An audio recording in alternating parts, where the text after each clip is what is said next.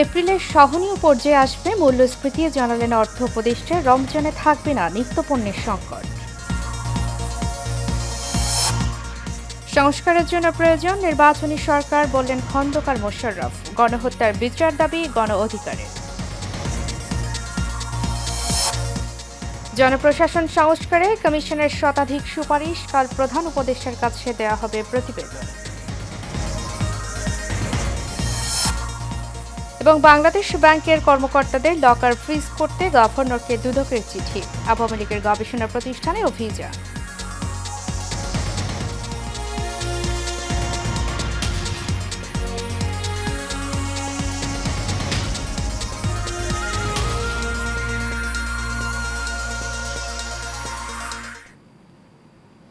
স্বাগত এশিয়ান নিউজে, সাথে আছি আমি উর্মি আক্তার।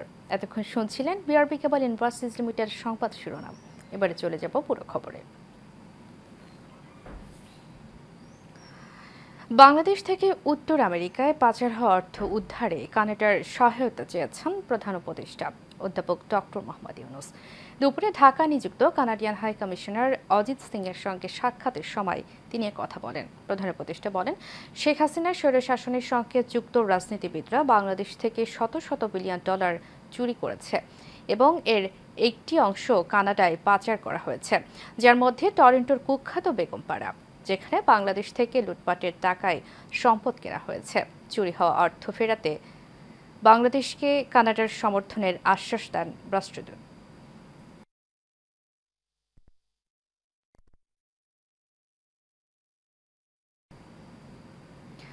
মূল্যস্ফীতি সহনীয় পর্যায়ে আসতে আরও ৩ মাস অপেক্ষা করতে হবে বলে জানিয়েছেন অর্থ উপদেষ্টা ডক্টর সালেউদ্দিন আহমেদ।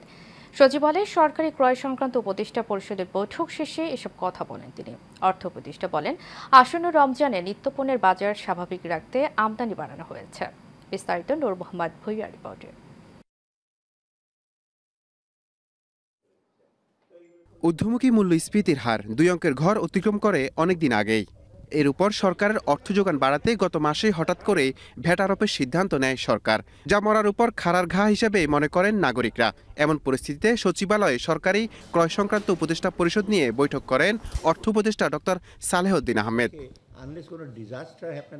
বৈঠক শেষে অর্থ উপদেষ্টা বলেন, চালসহ বিভিন্ন পণ্য মজুদ সরবরাহ পরিস্থিতি স্বাভাবিক না থাকায় বেড়েছে মূল্যস্ফীতি। উঠেছে ডিফারেন্ট কারণ আছে, বিভিন্ন কারণে তো উঠেছে। আপনার টাকা সরবরাহ বেশি ছিল, লোকজন হাতে টাকা ছিল, তারপর সাপ্লাই চেনটা অনেকরকম ব্রোকেন হয়েছে। ওটা নামিয়ে আনতে জোর করে তো নামিয়ে আনা যাবে না, ওই অ্যাড্রেসগুলি করতে হবে। সাথে সাথে কিছু কিছু ব্যাপার আছে, শুধু ইকোনমিক রিজন না। চালসহ বিভিন্ন সরকারি পণ্য সরবরাহ এখন থেকে আর কমতে দেওয়া হবে না জানিয়ে তিনি বলেন, মূল্যস্ফীতি সহনীয় পর্যায়ে আসতে দেশের জনগণকে আরও 3 মাস অপেক্ষা করতে হবে। রোজার সময় কিন্তু আমরা মেজর একটা কথা বলে অ্যাকশন, সেটা কিন্তু ফলটা এপ্রিল মের দিকে যাবে। আমরা আজকে ডিসিশন নিচ্ছি এপ্রিল পর্যন্ত, ফেব্রুয়ারি মার্চ এপ্রিল পর্যন্ত কোনো জিনিসের পণ্য আমরা এসে দেবো না। এই জন্য তো আজকে চাল, ডাল, সার এবং অত্যাবশ্যক কতগুলো জিনিসপত্র আমরা বলে দিতেছি এবং ডেইলি কিন্তু দেওয়া হচ্ছে। এছাড়া মূল্যস্ফীতি কমিয়ে আনতে আগামী মার্চে সংশোধিত বাজেটে ভ্যাট পর্যালোচনা করা হবে বলেও জানান অর্থ উপদেষ্টা। সরকারি ব্যাংক না, অন্য তারাও দিল help. Noor Mohammad Bhuiyan, Asian television, Dhaka. BNP সরকারের রেখে যাওয়া স্বাস্থ্য খাতকে ধ্বংস করেছে পতিত আওয়ামী লীগ সরকার, এমন অভিযোগ করেছে দলটির স্বাস্থ্য সংস্কার প্রস্তাবনা কমিটি। গুলশানে বিএনপি চেয়ারপারসনের কার্যালয়ে এ প্রস্তাবনা পেশ করে স্থায়ী কমিটির সদস্য খন্দকার মোশাররফ হোসেন বলেন, স্বাস্থ্য খাতে সংস্কার একটি দীর্ঘমেয়াদী প্রক্রিয়া, এটি সংস্কারের প্রয়োজন নির্বাচনী সরকার। এ সময় তিনি আরো বলেন, ক্ষমতায় গেলে সবার জন্য বিনামূল্যে স্বাস্থ্য সেবা দেবে বিএনপি। কাউসার আহমেদের রিপোর্টে থাকছে বিস্তারিত। মানুষের মৌলিক অধিকারের মধ্যে অন্যতম স্বাস্থ্যসেবা, কিন্তু বিগত সরকারের দুর্নীতির থাবায় এই খাত ধ্বংসের মুখে। এই খাতটিকে টেনে তুলতে সংস্কার প্রস্তাবনা প্রকাশ করেছে বাংলাদেশ জাতীয়তাবাদী দল বিএনপি। 24 ঘন্টা স্বাস্থ্যসেবা নিশ্চিত করার পাশাপাশি বেশ কিছু প্রস্তাবনা পেশ করেন বিএনপির স্থায়ী কমিটির সদস্য খন্দকার মোশাররফ হোসেন। অন্তর্বর্তীকালীন সরকার স্বল্প মেয়াদে কিছু সংস্কার করতে পারলেও দীর্ঘমেয়াদী সংস্কারের জন্য প্রয়োজন নির্বাচন। বিগত 15 বছর ব্যক্তি স্বার্থে এটাকে গ্রো করতে দেয়নি, কেন একজন গ্রো করলে এখন একজনের যে এক্সপোর্ট মাল যাচ্ছে আরেকজন গ্রো করলে সেখান থেকে কম্পিটিটর হয়ে যায়, সেই জন্যে দেয়নি। এবং আপনারা জানেন যে সার্বিকভাবে এই বিগত পতিত সরকার এভাবে সুবিধাবাদীদের খপ্পরে পড়ে তারা বিভিন্ন সেক্টরকে ধ্বংস করেছে আর সর্বশেষে তাদের নিজেকে ধ্বংস করেছে। ভারতকে সুবিধা দিতে বিগত সরকার স্বাস্থ্য খাতের উন্নতি চায়নি বলে অভিযোগ করেন বিএনপির স্বাস্থ্য সংস্কার প্রস্তাবনা কমিটির সদস্যরা। তাদের মূল উদ্দেশ্য কী ছিল? তাদের মূল উদ্দেশ্য ক্যান্সার ডিপার্টমেন্টে যেতে না চলে, এই দেশে ক্যান্সার বিভাগটা যেতে, তার লাভ কার? তার পার্শ্ববর্তী দেশের লাভ। আপনারা দেখেন $10 বিলিয়ন প্রতি মাসে আমাদের দেখা যায় $10 বিলিয়ন এদেশের চলে যাচ্ছে বিদেশে চিকিৎসা করতে আশেপাশে। শিশুকাল থেকে স্কুল পরিবারের নিয়ম শৃঙ্খলা এবং সহনশীলতার শিক্ষার উপযুক্ত পদক্ষেপ গ্রহণ করার প্রস্তাবনার কথা এখানে বলা হয়েছে এবং যে আইনটা হবে তাতে সেবা গ্রহণকারী এবং সেবা প্রদানকারী সবারই যেন সমতার জায়গা থাকে সেটাকে দৃষ্টি দেওয়া হবে। বিশেষায়িত স্বাস্থ্যসেবা নিশ্চিত করা সহ দেশেই সব ধরনের উন্নত চিকিৎসার ব্যবস্থা নেওয়া হবে বলে প্রস্তাবনায় উল্লেখ করেছে BNP. Kawsar Ahmed, Asian television, Dhaka. August বিপ্লবের সময় সংঘটিত গণহত্যার বিচার অবিলম্বে আওয়ামী লীগের রাজনীতি নিষিদ্ধ করার দাবি জানিয়েছে গণ অধিকার পরিষদ। এই দাবিতে আগামীকাল জেলা প্রশাসকদের মাধ্যমে প্রধান উপদেষ্টার কাছে স্মারকলিপি দেবে গণ অধিকার পরিষদ। এছাড়াও অন্তর্বর্তীকালীন সরকারের উপদেষ্টাও তাদের ব্যক্তিগত কর্মকর্তাদের সম্পদের হিসাব জনসমক্ষে প্রকাশের দাবি জানিয়েছে দলটি। সকালে গণ অধিকার পরিষদের কেন্দ্রীয় কার্যালয়ে সমসাময়িক পরিস্থিতি নিয়ে গণ অধিকার পরিষদের জরুরি সংবাদ সম্মেলনে এসব কথা বলেন গণ অধিকার পরিষদের সভাপতি নুরুল হক নূর।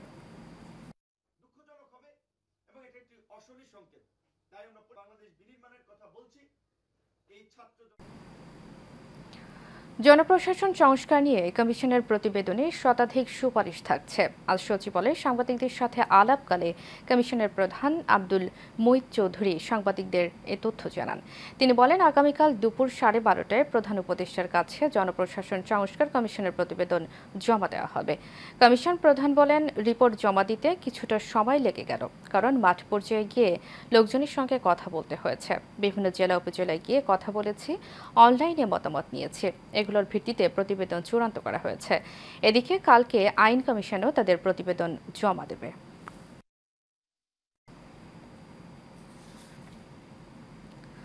নির্বাচন কমিশনের সিনিয়র সচিব আখতার আহমেদ বলেছেন, বাড়ি বাড়ি গিয়ে ভোটার তালিকা হালনাগাদ কর্মসূচিতে প্রায় 50 লাখ ভোটার নতুন ভোটার যুক্ত হতে যাচ্ছেন। আজ রাজধানীর আগারগাঁওয়ে নির্বাচন ভবনে সংবাদ সম্মেলনে এ তথ্য জানান তিনি। ইসি সচিব বলেন, এবারের হালনাগাদে 49,70,388 জন নতুন ভোটার যুক্ত হচ্ছেন। তবে নির্বাচন কমিশনের লক্ষ্য ছিল 61 লাখের কিছু বেশি। ভোটার তালিকা থেকে মৃত ভোটার বাদ পড়েছেন 15,23,000। শতকরা হিসাবে 1.77%। নারী ভোটার প্রসঙ্গে তিনি বলেন, এবার 16 লাখ নারী ভোটার হতে নিবন্ধন করেছেন। চলমান হালনাগাদ কর্মসূচিতে যারা বাদ পড়েছেন তাদেরও যুক্ত করা হবে তালিকায়। নিবন্ধন চলবে আগামী 11 এপ্রিল পর্যন্ত। এছাড়া অনলাইন আর আঞ্চলিক কার্যালয়ে ভোটার হওয়ার যোগ্যরা নিবন্ধন করতে পারবেন বলেও জানান আখতার আহমেদ।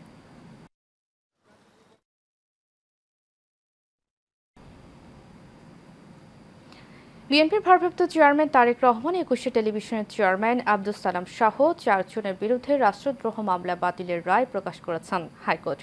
আদালতের পর্যবেক্ষণে বলা হয়, মামলা যথাযথ প্রক্রিয়ায় করা হয়নি। অসৎ উদ্দেশ্য ও রাজনৈতিকভাবে হয়রানির জন্য এই মামলা রুজু করা হয়েছিল। ফলে এর কোনো মেরিট নেই। ওয়ালিদ সিদ্দিকীর রিপোর্ট। টেলিভিশনে তারেক রহমানের বক্তব্য সরাসরি সম্প্রচার করার কারণে বিএনপির ভারপ্রাপ্ত চেয়ারম্যান তারেক রহমান ও আব্দুস সালাম সহ 4 জনের বিরুদ্ধে 2015 সালের 8 জানুয়ারি তেজগাঁ শিল্পাঞ্চল থানায় পুলিশ বাদী হয়ে রাষ্ট্রদ্রোহ মামলা দায়ের করে।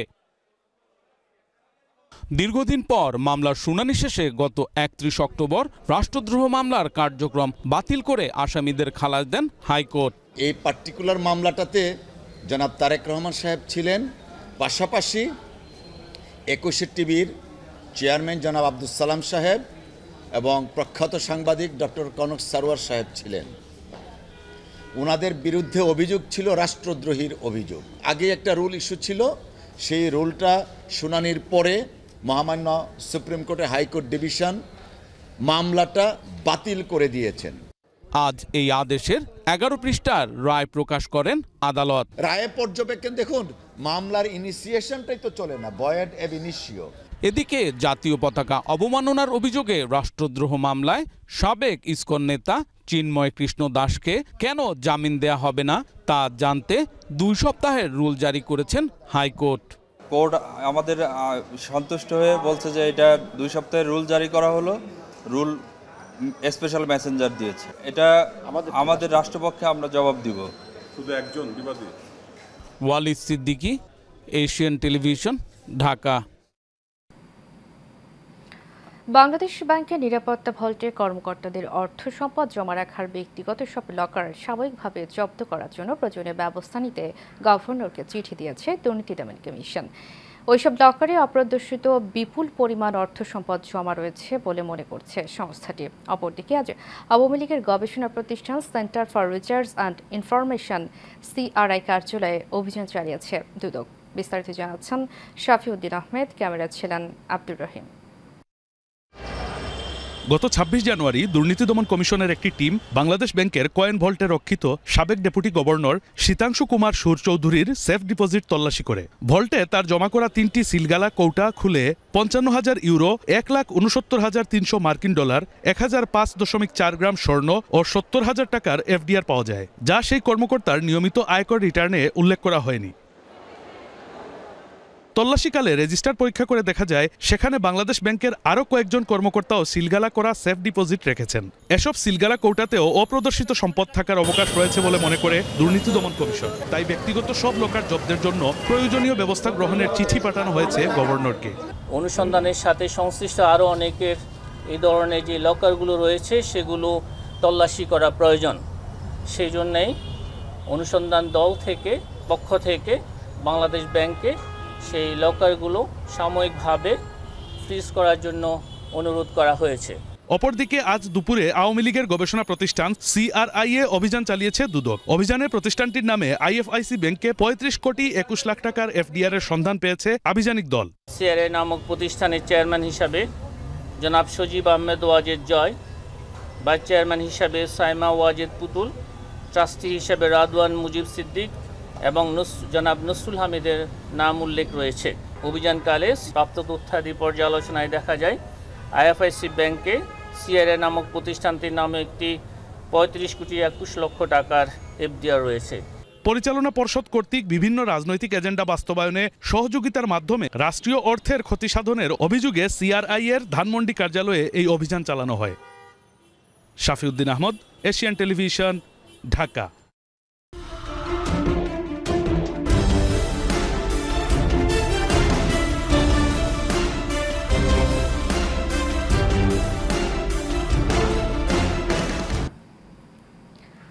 BRDBর অঙ্গীকার উন্নত আত্মনির্ভরশীল পল্লী করার এই স্লোগান নিয়ে খুলনায় শুরু হয়েছে নারী উদ্যোক্তা উন্নয়ন প্রশিক্ষণ।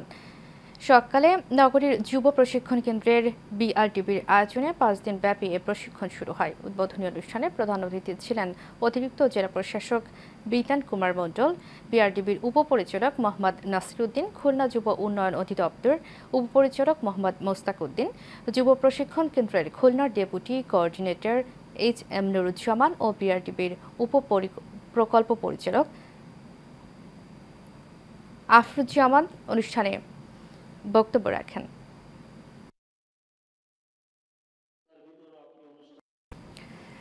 রাজধানীর লালবাগে বিএনপির ঘোষিত রাষ্ট্রীয় কাঠামো মেরামতের 31 দফা বাস্তবায়নে প্রশিক্ষণ কর্মশালা অনুষ্ঠিত হয়েছে। ঢাকা মহানগর দক্ষিণ বিএনপির উদ্যোগে এই কর্মশালা অনুষ্ঠিত হয়। এ সময় উপস্থিত ছিলেন বিএনপির কেন্দ্রীয় নির্বাহী কমিটির সদস্য নাসিমা আক্তার কল্পনা সহ অনেকে।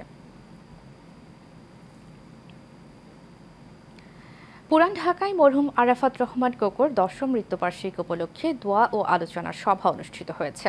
অনুষ্ঠানে প্রধান অতিথি হিসেবে উপস্থিত ছিলেন ঢাকা মহানগর দক্ষিণের সদস্য লতিফ উল্লাহ জাফরু ও আরাফাতুর রহমান। আরও উপস্থিত ছিলেন কেন্দ্রীয় কমিটির সাংগঠনিক সম্পাদক ওহিদুল্লাহ রায়হান আহমেদ রকি, দিদার খন্দকার সহ আরও অন্যান্য নেতৃবৃন্দরা।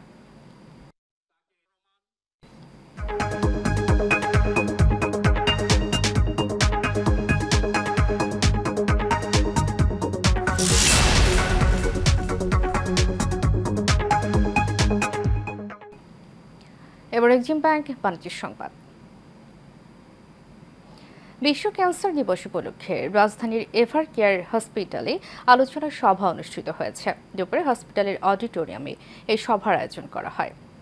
অনুষ্ঠানে বক্তব্য রাখেন এভার কেয়ার হসপিটালস বাংলাদেশের ম্যানেজিং ডিরেক্টর ও CEO doctor Ratnadeep Chashkar, group medical director doctor Arif Mahmud, oncology বিভাগের senior consultant doctor Ferdous Shahriar Saeed, radiation oncology বিভাগের senior consultant doctor Biswajit Bhattacharya সহ আরও অনেকে।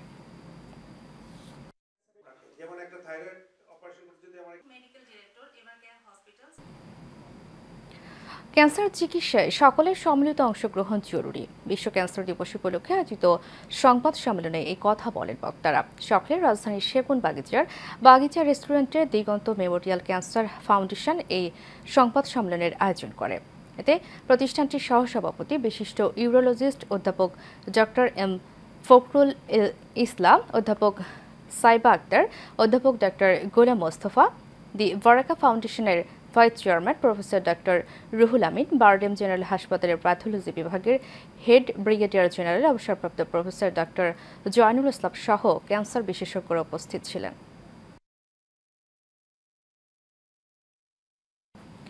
শেষ করব এশিয়া নিউজ। তারকে বিআরবি কেবল ইন্ডাস্ট্রিজ লিমিটেড সংবাদ শিরোনামগুলো জানাবো আরও একবার।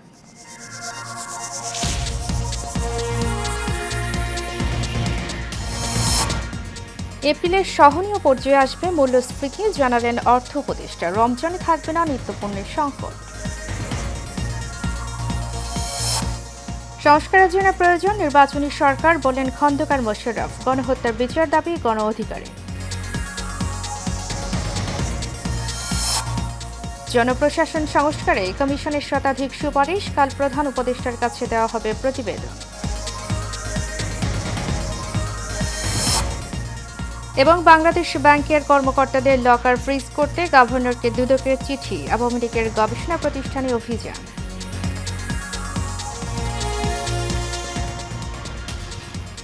এশিয়া নিউজ এ পর্যন্ত। পরবর্তী সংবাদ দেখার আমন্ত্রণ জানিয়ে শেষ করছি। ধন্যবাদ সবাইকে।